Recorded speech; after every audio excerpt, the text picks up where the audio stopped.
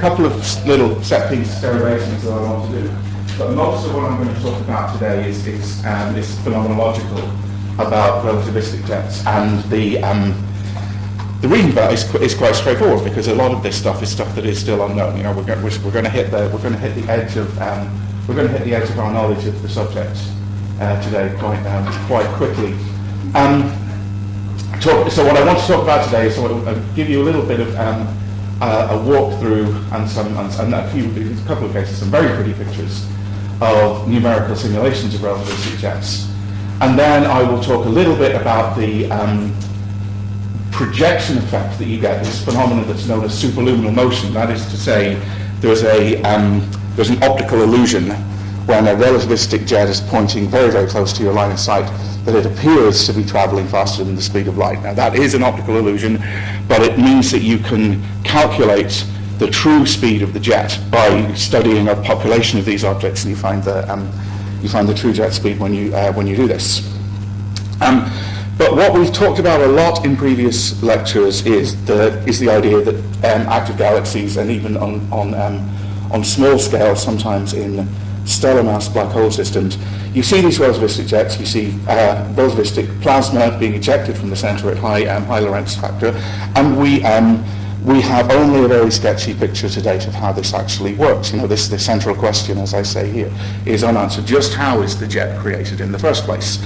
And there's a few ideas that I'll discuss. One is, okay, suppose you have your black hole and you have your accretion disk around the black hole. Could you just use the radiation pressure coming from the accretion disk to accelerate plasma away from the disk? Now, this is something that's studied quite a lot because of an interesting phenomenon that potentially you could have with accretion disks. We've studied accretion disks so far in the case where they're geometrically thin and they're optically thick, so they radiate very efficiently. But what could happen in some circumstances, it might be the case that there's some other mechanism that the hydrostatic equilibrium is elevated to make the disk geometrically thick, as well as being radiatively efficient. Now, what would happen then is potentially you get a. Well, I'll turn that off again. Potentially you get a funnel around the black hole, and so I've got a picture of this is the sort of picture that potentially could happen if you could have a mechanism whereby, so this is a 3D, this is a circularly symmetric, rather than 3D numerical simulation, and the idea here is the black hole is in the center, and this region just near the black hole is the accretion disk, and the radiation pressure of the accretion disk is driving material away from the north and south poles of the black hole. Now, if this material, the outer part of the accretion disk, has got some process, some sort of pressure in the disk to elevate it up to a higher scale height than the standard thin disk solution, then you could potentially have some sort of collimation mechanism here. And that would allow you to create a jet whereby the particles are accelerated out, and you get two beams of particles coming out away from the center of the black hole. Now, these sorts of disks are very, very, very tricky to model in detail. Certainly it's the case that there are no known self-consistent theoretical solutions to this sort of situation with a disk. And one thing that I could point out today, if you're still hanging around here at 2 o'clock, Mitch Bagelman from GUN Colorado is one of the experts in this field. He's going to be giving a talk here at 2 o'clock about processes whereby you might have structured magnetic field in the disk that allows the disk to become elevated away from the equatorial plane, and thus potentially you might be able to have a sort of a funnel here, some sort of cone that allows you to accelerate particles and create a collimated jet. Now, the other thing that you could do is you could say, right, again invoking magnetic field, well, what about taking the magnetic field that naturally will be in the accretion disk itself and try and use the spin of the black hole or the spin of the accretion disk material itself to braid up the magnetic field lines, sort of like a rope, and then you have a toroidal magnetic field, and then that can collimate the particles certainly, and as well as that, if you have braiding of the magnetic field lines, you've got a dB by dt term, is going right back to your first year Maxwell's equations. If you've got a dB by dt term, then you've got an electric field, and that could accelerate the charged particles up and down the jet.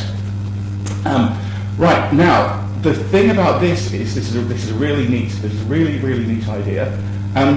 The black hole itself has got a resistance. It's got the resistance of free space. So basically, if you arrange your magnetic field the right way, then you can use the fact that the black hole conducts, and you can create a circuit, and you can create a dynamo effect, right? Now we know that there should be magnetic field in these situations because the plasma in the accretion disk, ultimately, that's come from the external regions of the galaxy. Okay, you know, the region of the Milky Way near where the sun is, there's weak interstellar magnetic field. And because the material is ionized, then that magnetic field will be, the flux will be frozen in.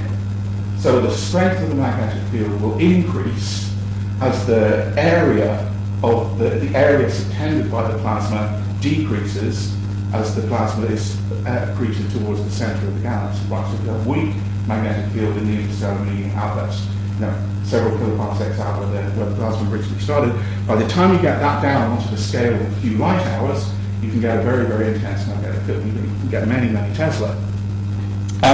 But the catch with this, contrary to the one that we just looked at, where we might have an elevated disk to give you a collimated funnel, this does need a thin disk. Because you want to have a situation where the plasma is physically thin, and then the magnetic field lines are poking up north and south out of the plane of the accretion disk. So what I'll do is I'll give a little simulation. So this is the point. This is the point now where we really are at the limit of what you can do with MHC simulations. This is one just a frame from a single simulation, and what I'm showing here is this is the accretion disk at the center. The black hole is spinning, and the accretion disk starts out just with a dipole magnetic field in it, and then gradually these green lines are the magnetic field lines being braided up, and then the blue material here is plasma in the jet that then gets accelerated out by the coiling up of these magnetic field lines. Okay, and now if I take the other frame here that I had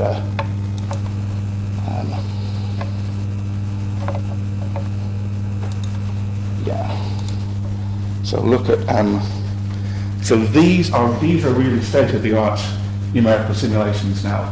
What we've got here is we've got a full general relativistic MHC simulation. So this is work that was done by Sarah Markov, who's a colleague of ours in the gamma ray and theoretical astrophysics community. And Adam Ingram was in her group in Amsterdam recently. He's recently moved to Oxford on a Royal Society University Research Fellowship. I don't know, is anyone doing a project?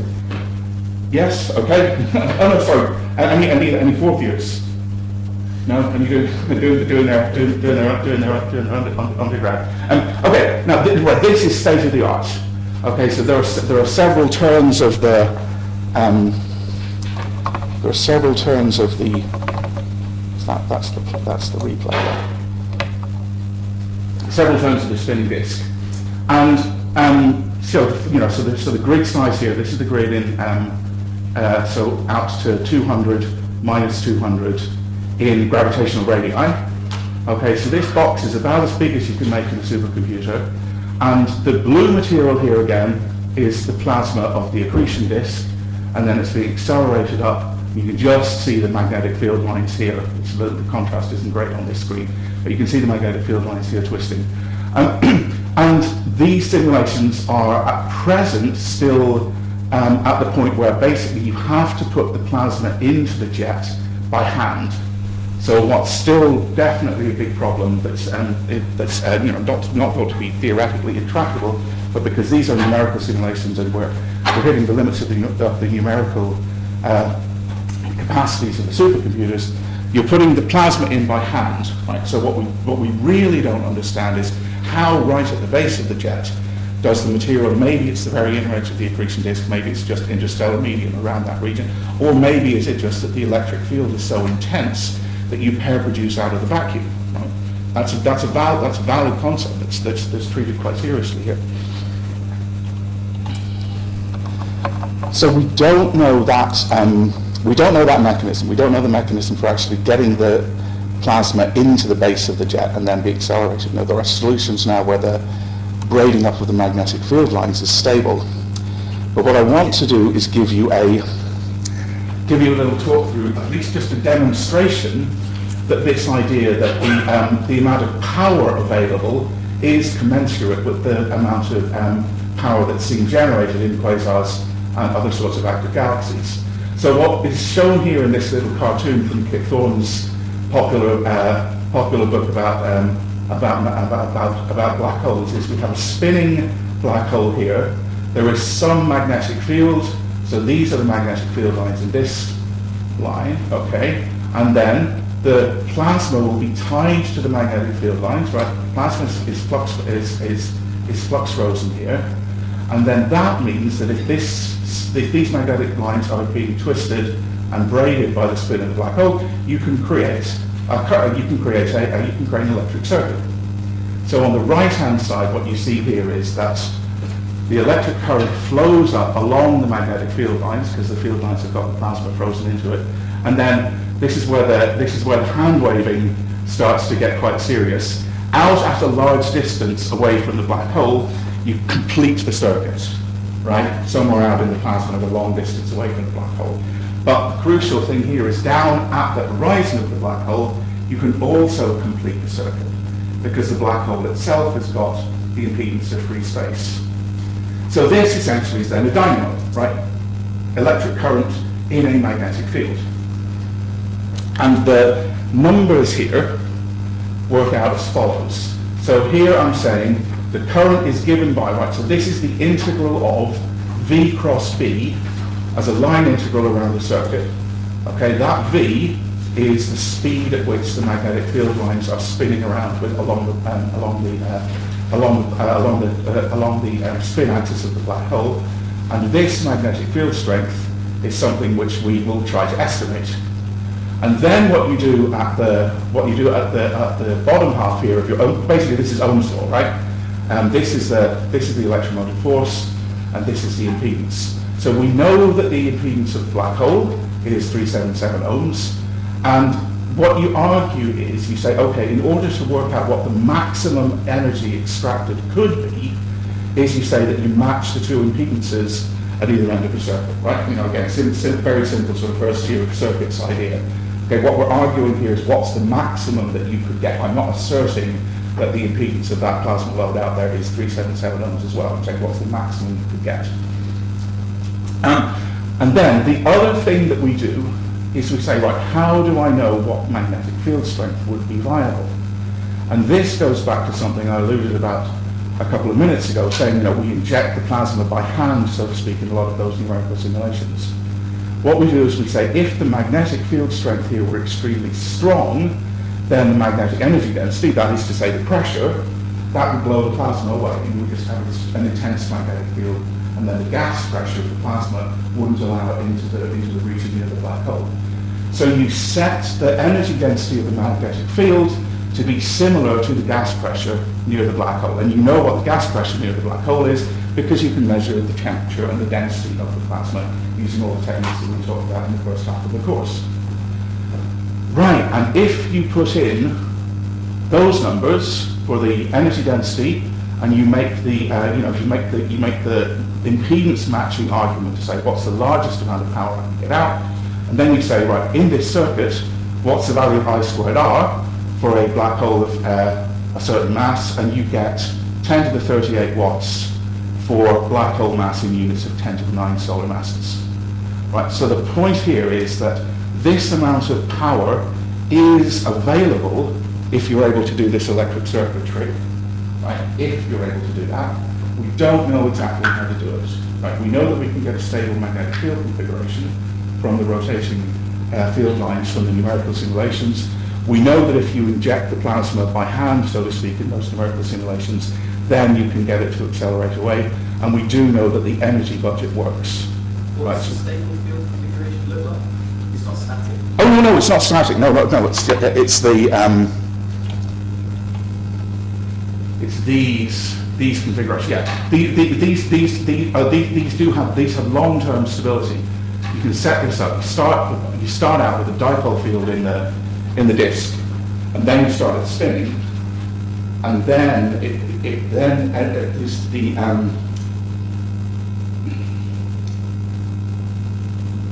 the field lines are dragged by the frame dragging close to the black hole, is the crux of this.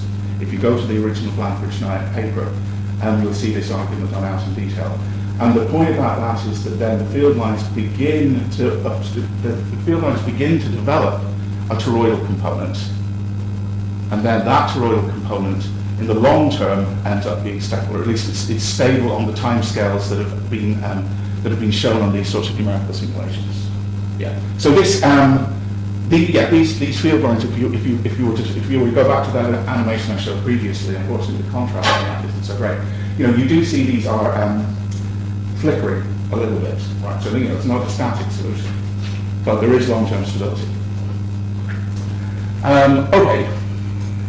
Right. Well. Sorry. Yeah. Can you go back a slide, please? Yeah. It's really minor. On the R subscript L, what is that the impedance of? That's the impedance of the plasma somewhere out in the host galaxy where the circuit is being connected. So there's two places where you have to connect the circuit. One argument is that you can connect the circuit at the black hole itself, and then at large distance you're connecting it by having some plasma in the interstellar medium, and that's where the total current is flowing through. Okay. Right, now I want to talk about this little optical illusion, as we call it, or superluminal motion. Right. So we know that there's a jet in many of these objects because we can see it quite clearly when we look at them sideways on. And there's a lovely little bit of special relativity here. When the jet is pointing close to your line of sight, it looks as if the jet is traveling faster than the speed of light in the plane of the sky. Okay, so the idea here is that, let's suppose here's the black hole and the jet's coming towards you. So now if there's a little lump of material in the jet, suppose there's a little knot of material in the jet, it's a little bit brighter, and this is flowing up the jet at some Lorentz factor that's 5, 10, for argument's sake, you still know to look at. Now, what you see, you are not at a cosmological distance away from me, but if you were, you would not be able to see anything other than the projection of the little knot moving in the plane of the sky. So although it's actually moving towards you at high speed, what you see is you just see it's moving sideways. Right? That's just a sideways projection, that's what you see. And this calculation was originally done by Martin Rees. So I got one of my. I'll go through the calculation. There we go. You see, there's me and Martin. Martin Rees is sets list of things to collect as a scientist. Martin is now Lord Rees of Ludlow, formerly president of the Royal Society, master of Trinity College, Cambridge, various, all these sorts of things.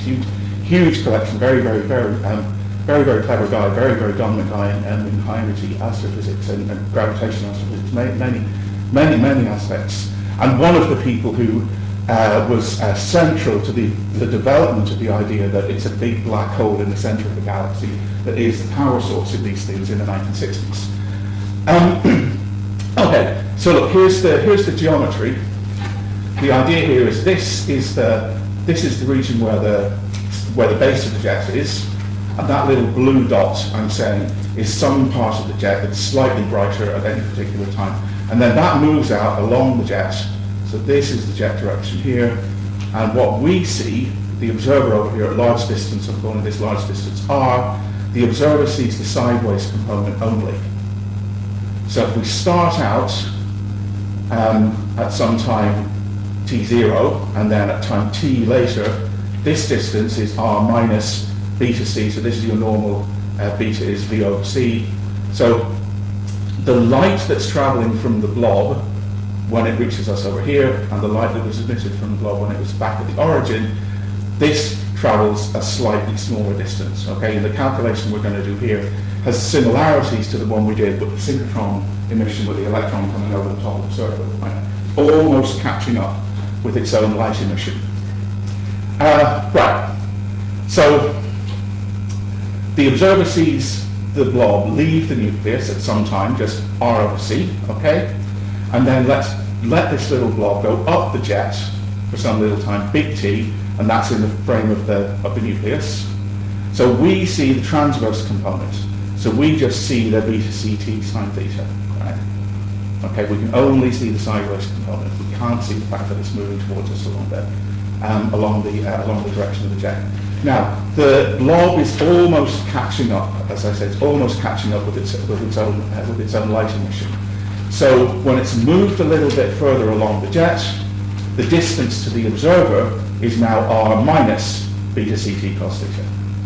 Okay, so the time at which we see the blob at its second position is R over C plus T 1 minus beta cos theta. So we just take these two times, T1 and T2, and then the difference between those two times and delta x is the transverse component, and you get beta C sine theta over 1 minus beta cos theta. Now look at this. If beta is very close to 1 and theta is very small, this quantity can easily be larger than the speed of light. So this thing I call here beta apparent, that's what we see as the sideways velocity. Okay, so it looks as if the sideways component is faster than the speed of light. And the way you do this in practice is you do this with, sometimes with optical imaging. I'll show you the little Hubble Space Telescope image to start it off. But here's the set of radio antennas for very long baseline interferometry. And what you do is you take the signal from individual telescopes, and these have got the longest baseline here in the very long baseline array in the United States goes from the Caribbean out to Hawaii. And this is the trick that I'm sure you've encountered previously. The idea that if you have two separate antennas, then the resolution, the angular resolution, is not lambda over d, where d is the antenna size, it's lambda over big D, which is the separation between the two antennas. Yeah. This is the guy who made a huge contribution to this. That's Tony Reedhead, who was at Caltech for many, many years. And this is, that's Keith Brains, who's head of the SK at Jodrell Bank now. We were we were at a sushi restaurant in Los Angeles, which is apparently the Japanese emperor's favorite sushi restaurant whenever he visits the US. So just a little advertisement here for the great things you get when you travel and doing astronomy. But anyway, so Tony was one of the people who developed this technique in the 1970s. And the point I want to make here, just as a little interesting point in quantum mechanics, is great, because one of the things the way this technique still in principle actually works is you record the electric field as a function of time at each of these individual antennas. Back in the 70s they did this with videotape, with professional videotape. Then you bring your tapes together and you have a reference atomic clock, and then you play the tapes. Each tape is measuring the electric field. You multiply those two signals together, and that gives you the fringe. Okay, this is like young slits. You've seen the idea of 2-second slits, and I'm sure you've been told many times things like the photon goes through both slits, and then you get the fringe pattern forms in the background. Okay?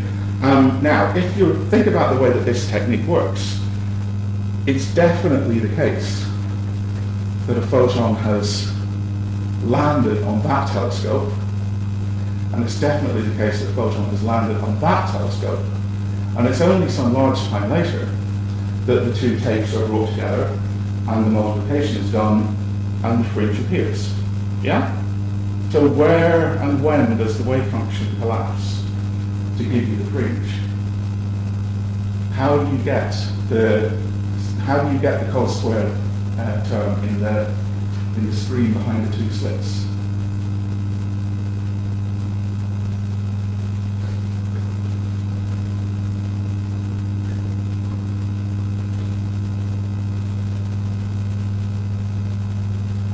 Yeah, it's good. I like seeing people are literally scratching their heads and metaphorically scratching their heads. classical diffraction of light that's used to use photons. You can understand wave experience without in photons. Well, photons exist, right? You know, what's happening in my detector is the energy levels of an atom are being changed by photons hitting it. That's what's happening on the tape. Right? If you think of the videotape that would have been done in the 70s, that's got little grains of magnetic material in them, right? And so the spin of those atoms is being flipped. That's the measurement you're making, right? So at that point you are actually making a measurement. But the nice thing about this is to think about interference in this way. So here's a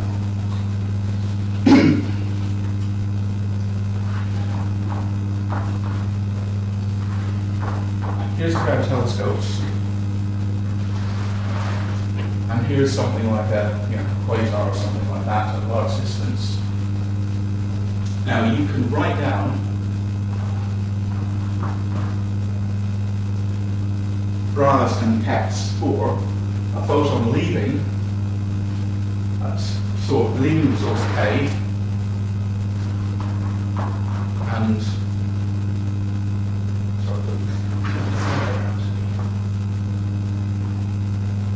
I'll call that A. I'll call this equal A. I'll call this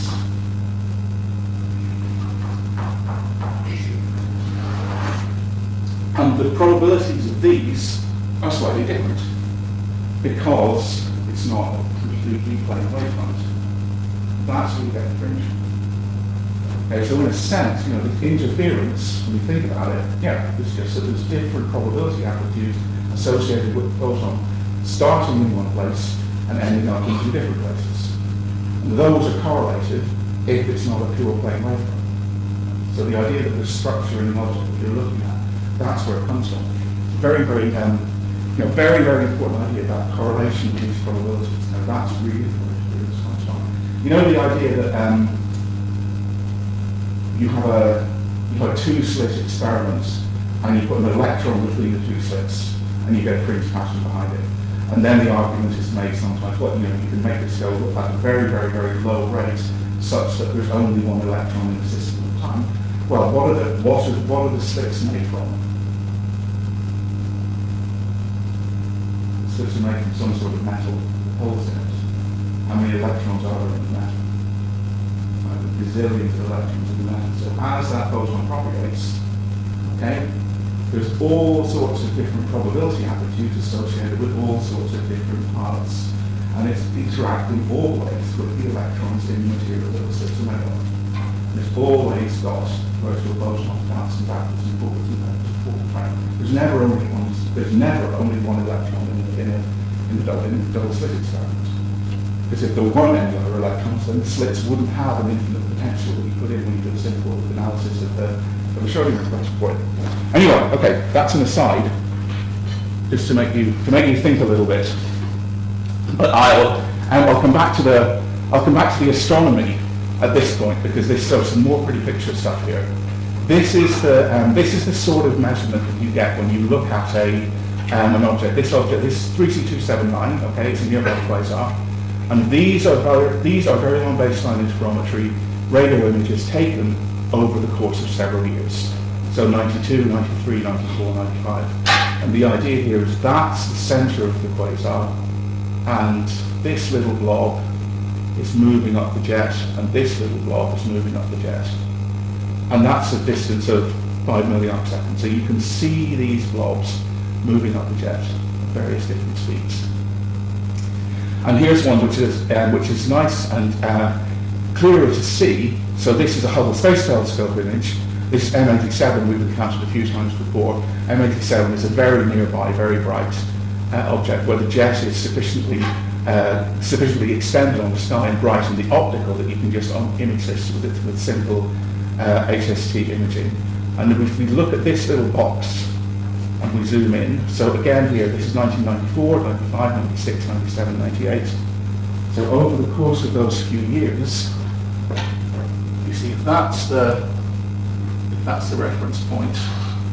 See this has moved a distance, scale bar here is 24 light years, so it's moved 24 light years apparently in the plane of the sky between 1994 and 1998. So it looks as if its transverse component of velocity is 6 times the speed of light. Right, so this sort of stuff genuinely exists. Okay, and here, this is an exercise for the reader.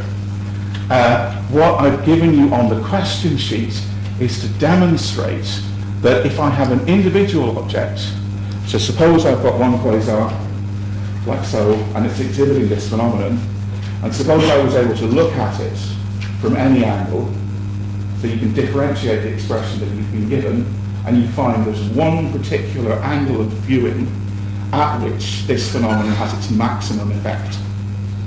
And it turns out that at that maximum value, you get the Lorentz factor of the jet intrinsically out of it.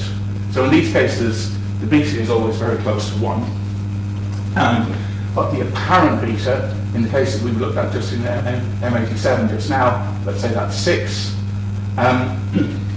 What you do then is you don't take a single quasar and get in a spaceship and look at it from all angles, but what you can do is you can look at all the quasars you have access to on the sky and make the reasonable assumption that they're distributed isotropically, and then the largest values that you see in the population will give you the true beta value in the jets themselves. And so we get the idea that the bulk Lorentz factor of these jets is typically in the range 5 to 10. Sometimes, the maximum that you ever see, the really extreme values, sometimes up to the 30s maybe. But it looks as if the population as a whole, the bulk Lorentz factor of the material in the jets is something like 5 to 10. Now contrast that, if you remember, when we talked about the plasma itself, the electrons whizzing around the magnetic field lines inside the plasma, those have got Lorentz factors of maybe 10 to the 4. The bulk jet speed is a lot slower. I say a lot slower in both cases. They're very, very, very slim, little number of the speed of light. But the Lorentz factor here of the jet material is lower than the Lorentz factor of the individual electrons themselves. Okay. Right. So there's a couple of little caveats here. One of the obvious ones is that what happens if your little blob has a finite lifetime, so as it flares up and then it disappears. Do we know, is the core really the core? Remember we discussed the radio spectrum and we had this phenomenon of synchrotron self-absorption, right? So if you're looking at different frequencies, remember that low frequency turn off, sometimes you might have to be careful about that. And of course, if an individual blob accelerates or decelerates as it moves along the jet, there's so many complications to this, but overall the picture does fit together, and you get a Lorentz factor of in the range sort of 5 to 10 for a typical object. Now, here's another phenomenon which is nice, which is that a blob of material moving towards you will be much brighter in the observed frame than it is in the rest frame. Okay. Now the Doppler factor here that you've seen this in your introductory to relativity. So this is the normal gamma factor. So 1 over gamma into 1 minus beta cos theta. So if a little blob of material is moving towards you, then this will be the Doppler factor associated with it. But when you see this in a relativistic jet and the material is coming towards you up the jet's relativistic speed,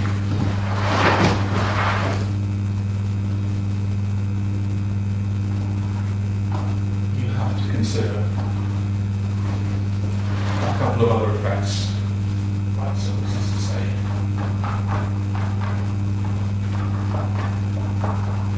so let's say the S prime frame here is the blob in its own rest frame, and the lab frame is the observer's frame.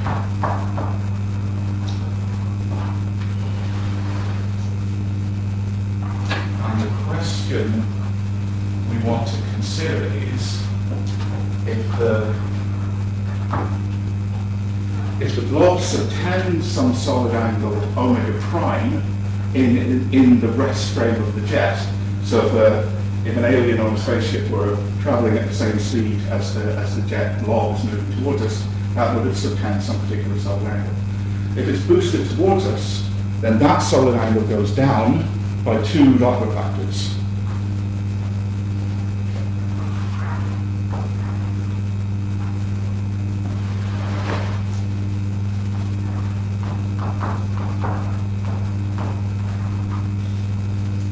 And if you shrink the solid angle of something, but you keep the flux the same, then the brightness will go up by d squared.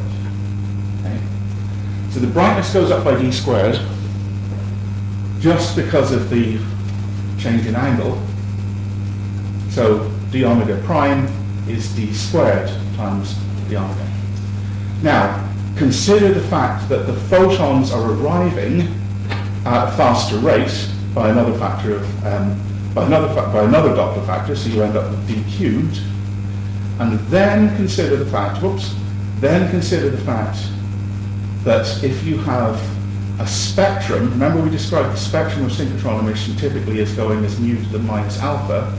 What will happen is if you observe at a particular frequency in the lab frame, or in the radio astronomer's observer frame, then you'll be seeing emission which is coming from a different frequency in the rest frame. So that gives you another factor of alpha.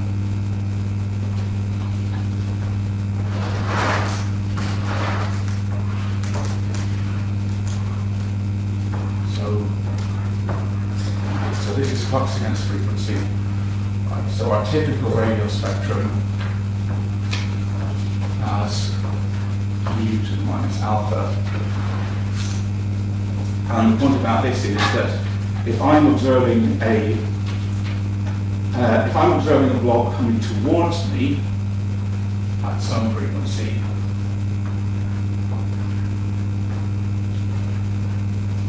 then the frequency at which I'm observing corresponds to a lower frequency in the rest frame of the object where it's intrinsically brighter. And that gives you another factor of alpha. So altogether, you put these together, and you get 3 plus alpha is the increase in brightness of a blob that's moving towards you compared to what you would see if it were in its rest frame. And this has a very interesting effect in that, so let's just look at the next slide here. When you look at these objects, sometimes you see an extremely bright optical nucleus, and sometimes you see what looks like a reasonably ordinary galaxy with a little bit of disturbance. And in the spectrum of these, we talked about this previously, right? You see there as the optical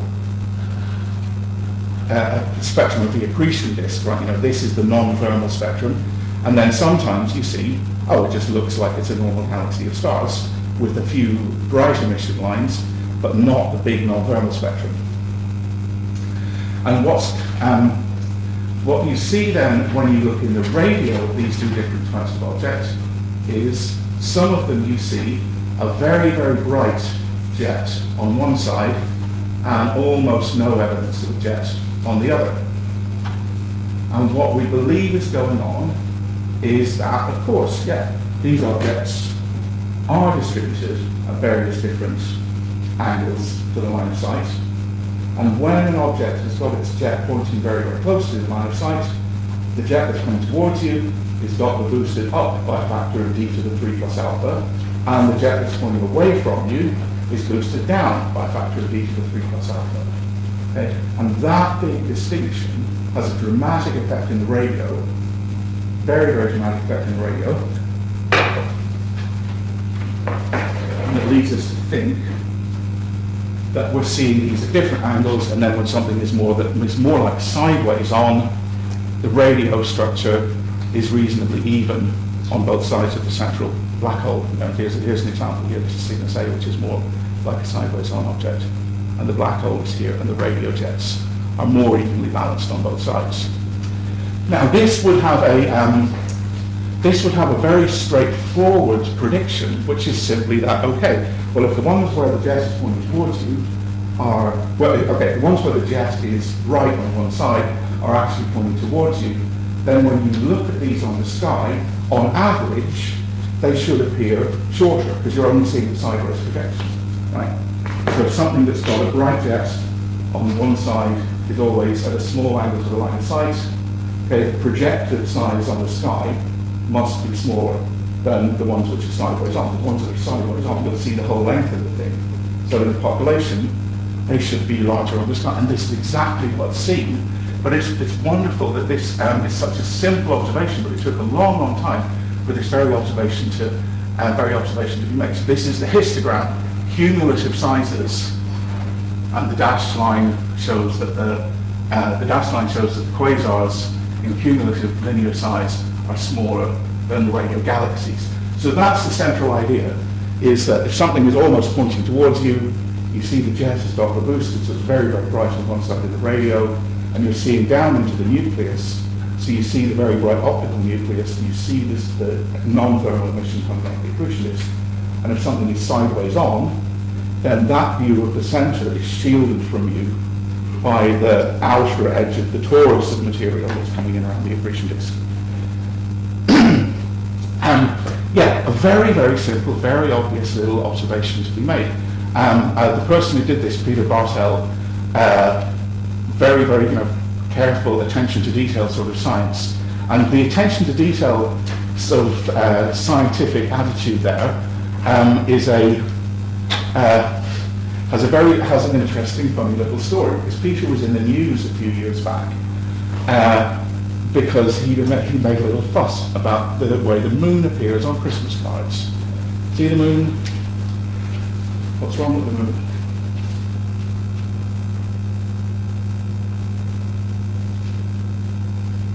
On the assumption. Well, okay, it moves. Let me put in a couple of assumptions. One assumption is that we're in the northern hemisphere, and the other assumption is that this is the evening and not the early morning.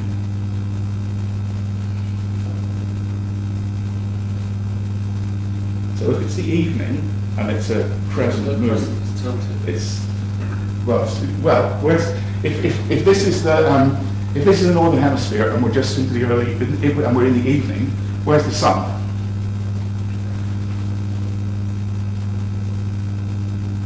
Yeah, the sun has set somewhere over here.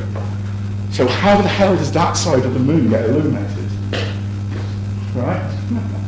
When the moon is new, or an early moon like this, right, it should have the crescent on this side.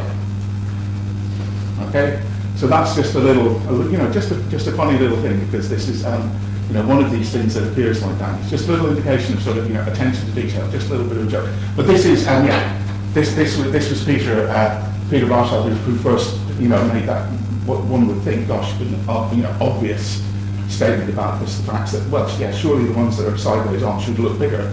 But it took a couple of decades for that simple observation to be made. Okay, so here's, I'll talk you through this very quickly. We're pretty much up to time now. You've got what we call in the jargon type 1 AGN, so that's where you can see down into the nucleus directly. You see the emission from the accretion disk. The jets have got very strong Doppler boosting. And then type 2 active galaxies, these are the ones that are more sideways on. And typically in these, you actually see the host galaxy because the core is being shielded by the edge, by the torus of material that's ultimately going to get down into the accretion disk. And here's a sort of cartoon of the picture that we have. We have jets coming out of the nucleus. We have a torus of material here that gradually ends up on the accretion disk. And if you look at an object in this direction, the jet's highly Doppler boosted, and you can see the nucleus.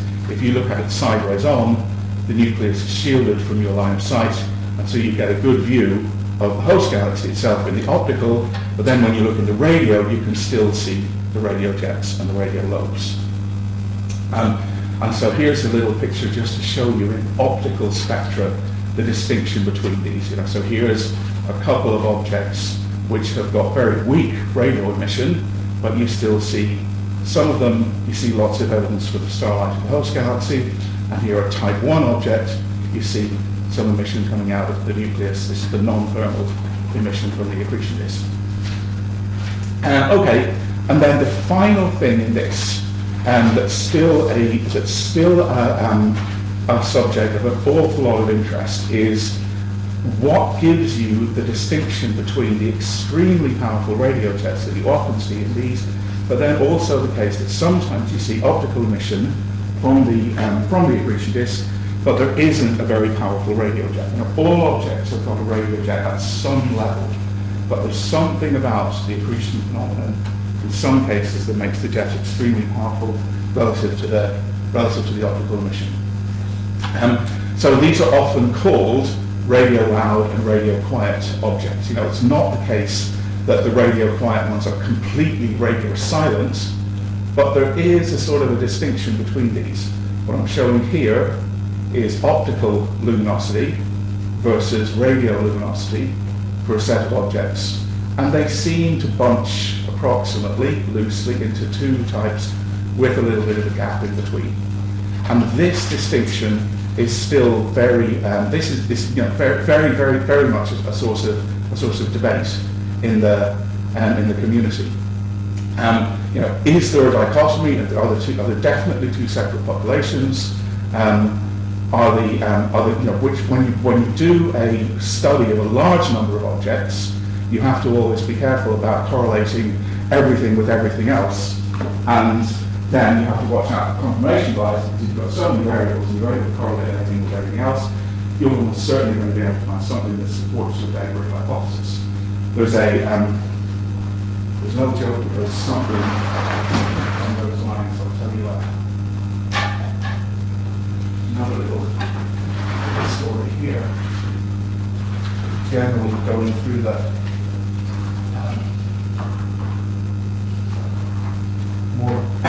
more light-hearted material in this lecture. Here I've got two variables, and that is just a scatter plot. Okay? If you give that to an astronomer, they'll say, I can clearly see there are two categories of objects, A and B.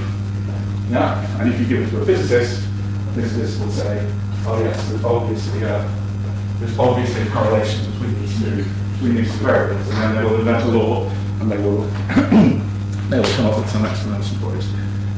So the point here is just to say, always be careful when you're dealing with large data sets, and as we are, nowadays in the era of big radio surveys, big optical surveys, be careful what you're correlating with what. But there's one thing I'll just put in just towards the end, which is, and it looks as if now that we're starting to see this picture without being.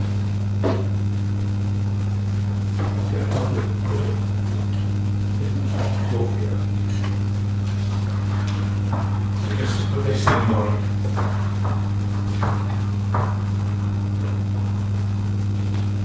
So radio loud versus radio quiet.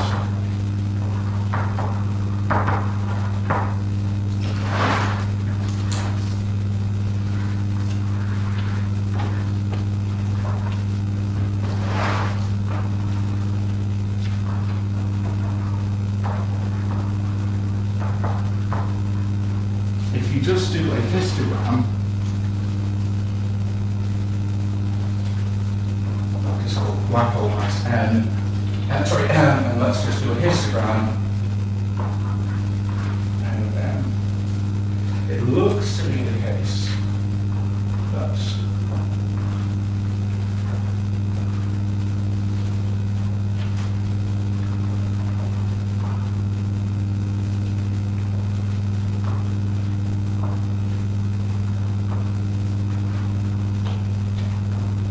loud objects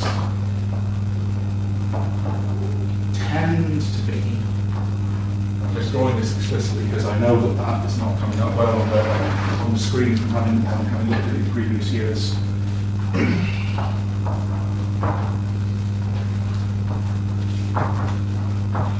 So it looks to be the case that objects which have got the very powerful radio jets tend to be in galaxies which have got the most massive black holes, right? Now that is not in itself a statement that the mass of a black hole causes the radio jet, right? It may well be the case that what's happening is that somewhere in this the black hole spin is important. And the black hole spin might be important because it may be that the black hole mass and the black hole spin are correlated with each other. Right? You could posit a picture where the most massive galaxies are formed by mergers, and then if the merger is in such a case that the two black hole spins are parallel before the merger, then you get a very, very rapidly spinning black hole as a result of that. But you won't always get that, because sometimes you get, for example, the opposite of that would likely sometimes you get a merger where the spins are anti-parallel. So you probably would have cases where sometimes you can find a very massive black hole and the spin is very, very low, but it might well be the case that generally there's a correlation between the spin of the black hole and the mass of